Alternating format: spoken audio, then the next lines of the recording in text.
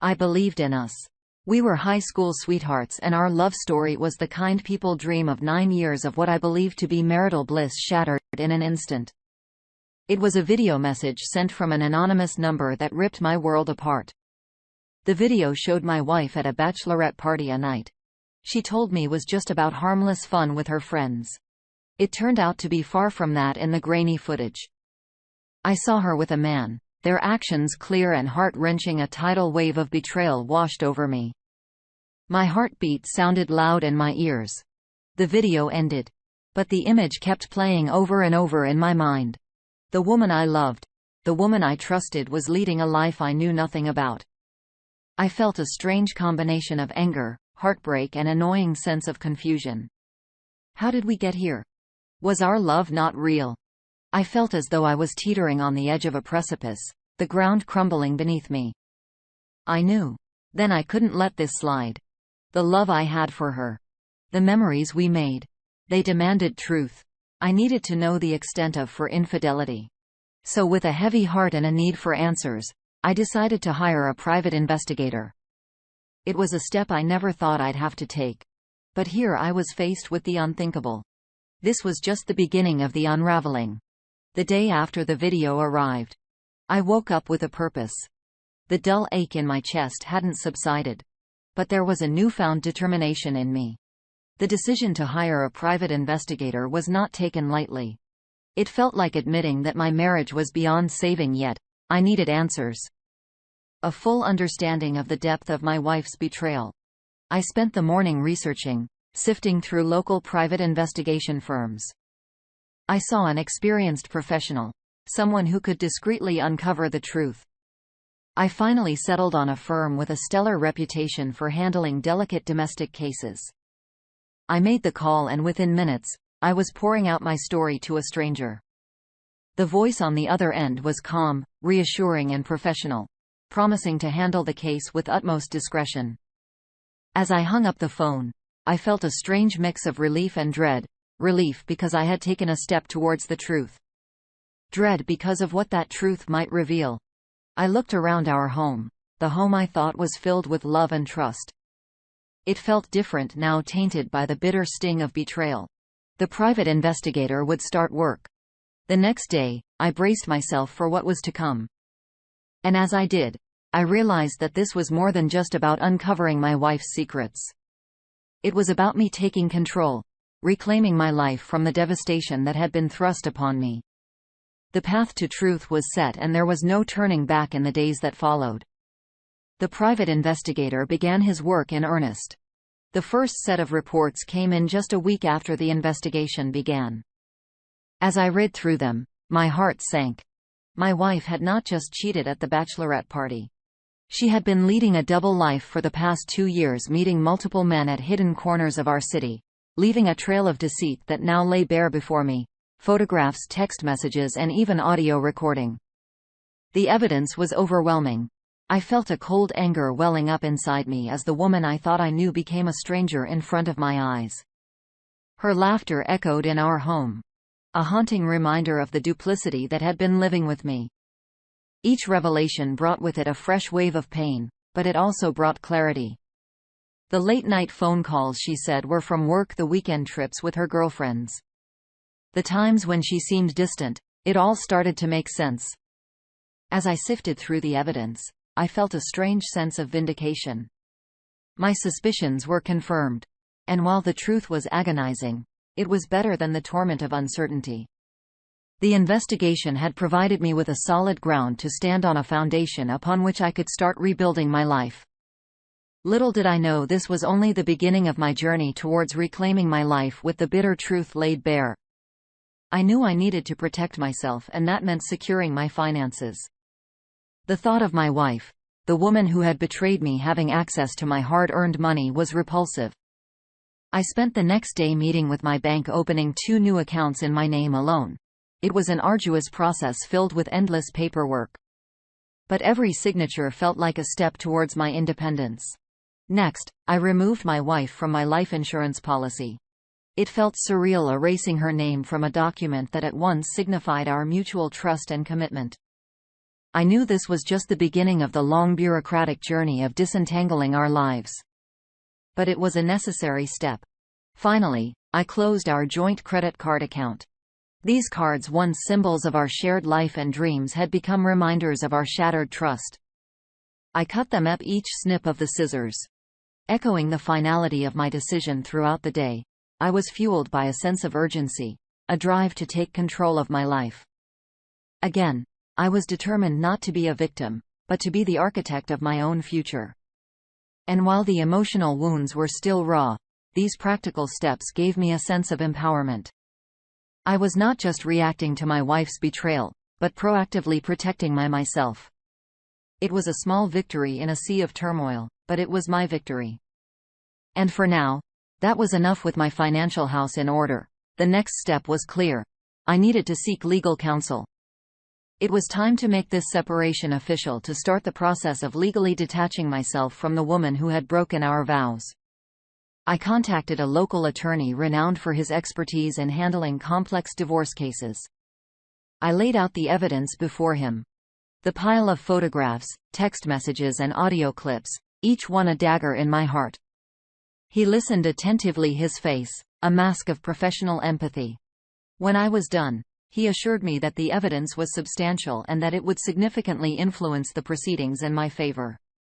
We discussed the various aspects of the divorce, the division of assets, the fate of our house, and even the possibility of alimony. As I listened to him talk about the legal implications of my wife's infidelity, I felt a strange sense of detachment. It was as though we were discussing a business transaction, not the end of a relationship that had once meant the world to me. As I left his office, I felt an odd sense of relief. I had taken another major step in reclaiming control over my life. I was no longer just a man who had been cheated on. I was the man who was taking charge, making decisions and protecting my interests. It was a small consolation. But at that moment, it was enough to keep me moving forward. Days turned into weeks, and with each passing moment, the need to confront my wife grew stronger. With the knowledge of her betrayal and my lawyer's counsel, I decided it was time. I felt a strange calm wash over me as I prepared to face the woman who had once been the center of my world. One evening, as she returned home, I asked her to sit down. There was a brief flicker of confusion in her eyes, quickly replaced by a mask of indifference. I wondered how many times she had worn that mask while lying to me. I confronted her about her infidelity, laying bare the evidence I had gathered. I watched as her face turned from surprise to shock and then finally to guilt. But there was something else too, a hint of defiance that made my blood boil. I demanded that she leave our home. I wanted to erase her presence, to cleanse our shared space of the deceit that had tainted it. Her refusal to leave, however, was a punch to my gut. Her insistence on staying, even after everything she had done, was a slap in the face. Our home, once a sanctuary filled with love and laughter, had become a battlefield. The tension was palpable as we circled around each other. The silence between us, heavy with unspoken words and penned up more.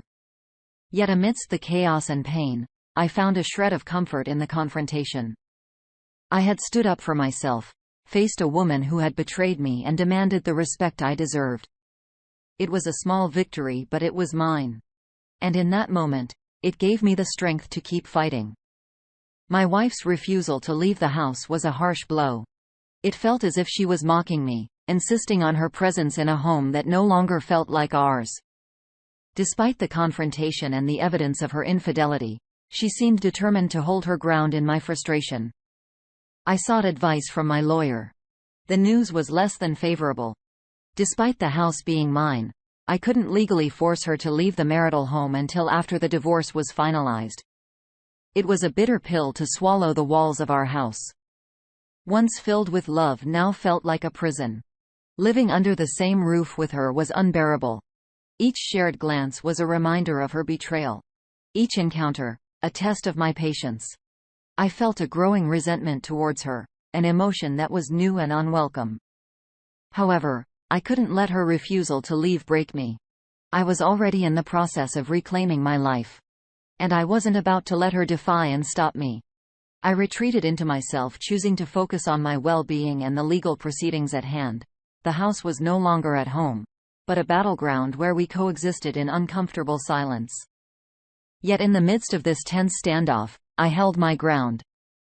I knew that this was just a temporary obstacle, a storm that I had to weather before I could finally move on. And so I braced myself for the challenging days ahead, determined to stand my ground. With each passing day, the tension within the house grew. The silence was deafening, punctuated only by the occasional forced conversations necessary for cohabitation. The standoff had turned into a waiting game, each of us anticipating the final verdict that would set us free from this toxic environment. In the midst of this strained silence, I continued to focus on the divorce proceedings. The paperwork seemed endless, each document a cold reminder of our crumbling marriage. Yet there was a grim satisfaction in each completed form, each signed affidavit small steps toward my newfound freedom. In the midst of this turmoil, I found pleasure in simple routines like cooking my meals, going for a run, or even reading a book in the quiet corner of our house provided much-needed distractions from the harsh reality. Despite the strained atmosphere, I found myself growing stronger. I was no longer the same man who had discovered his wife's betrayal. I was evolving, becoming more resilient, more determined with every passing day. I was less the victim and more the survivor. My wife's presence was a constant reminder of her infidelity. Yet it also served as a catalyst, pushing me to fast-track the divorce proceedings. I was eager to reclaim my space, to banish the ghost of her betrayal from my life. But for now, I had to be patient, to play the waiting game until the final verdict was delivered. The day finally arrived. When the divorce proceedings officially began, the courtroom was sterile and intimidating. As I sat across from my wife, a surge of emotions washed over me. I was about to legally sever ties with the woman I had once vowed to spend my life with. The proceedings were complex and emotionally taxing. My lawyer presented the evidence of her infidelity, each piece a stark reminder of her betrayal. The court listened, the judge's face and passive as he leafed through the documents detailing my wife's double life. My wife's lawyer attempted to defend her, spinning tales and twisting truths. It was a difficult thing to witness, yet I remained stoic, focusing on the end goal. I reminded myself that this was a necessary step towards my freedom. Despite the bitter taste of proceedings left in my mouth, I felt a sense of progress with each passing minute. I was closer to being free from the chains of this failed marriage. The courtroom, while intimidating, was the arena where I was finally able to voice my grievances, to demand justice for the wrong done to me. As I left the courtroom that day, I felt exhausted yet strangely exhilarated. The journey was far from over, but had survived the first battle. I was one step closer to reclaiming my life. And for the first time in a long time, I allowed myself to hope for a brighter future. As the divorce proceedings continued, the emotional toll started to weigh heavily on me. Even though I was determined to move forward, I found myself grappling with feelings of loss, betrayal, and loneliness. I would sometimes find myself wandering through the house, the echoes of the past resonating off the walls. The memories of happier times would sneak up on me, bringing with them a fresh wave of pain. The woman I had once loved, the woman I had shared my dreams with, was now a stranger. There were nights when I lay awake, plagued by a sea of unanswered questions. Why did she cheat? Where did we go wrong? Could I have done something different?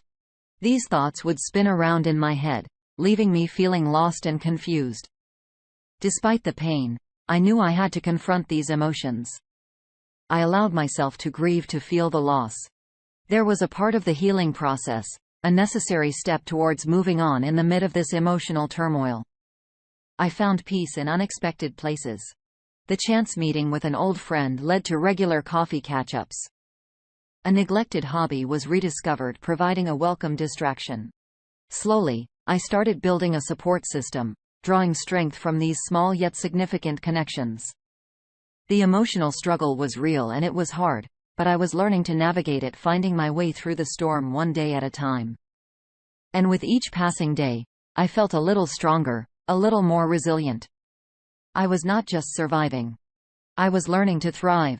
Finally, The day of the final verdict arrived as I sat in the courtroom, heart pounding. I felt an odd mix of fear and relief. Today, the legal ties that bound me to my wife would be severed. The judge delivered the verdict with a stern, impartial expression. The evidence of my wife's infidelity coupled with my lawful conduct throughout the process influenced the decision. The house was granted to me, a significant victory in the long, arduous battle. My wife's face remained unreadable. Well, as the verdict was pronounced, her emotions hidden behind a mask of indifference. I felt a pang of resentment towards her. Yet there was also a sense of closure. As I left the courtroom, the finality of the situation hit me. I was now officially divorced. The chapter of my life that had been tainted by betrayal and pain was finally closed with the final verdict. The reality of my new status settled in. I was a divorced man at 30. The house once filled with shared dreams and laughter was now solely mine.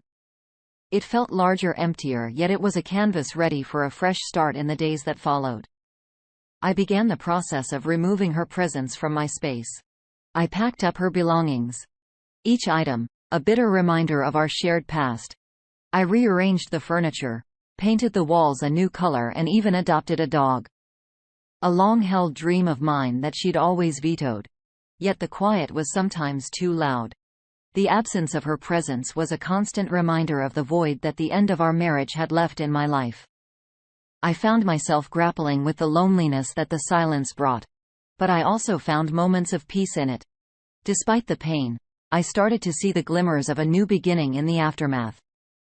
It was the start of a journey where I was in control, a journey towards healing and self-discovery. And while the road seemed long and arduous, I was ready to embark on it one step at a time. As weeks turned into months, I slowly adjusted to my new normal, the house. Once a stark reminder of my failed marriage started to feel like home again. The silence which had initially been overwhelming was now comforting. My daily routines evolved without her presence.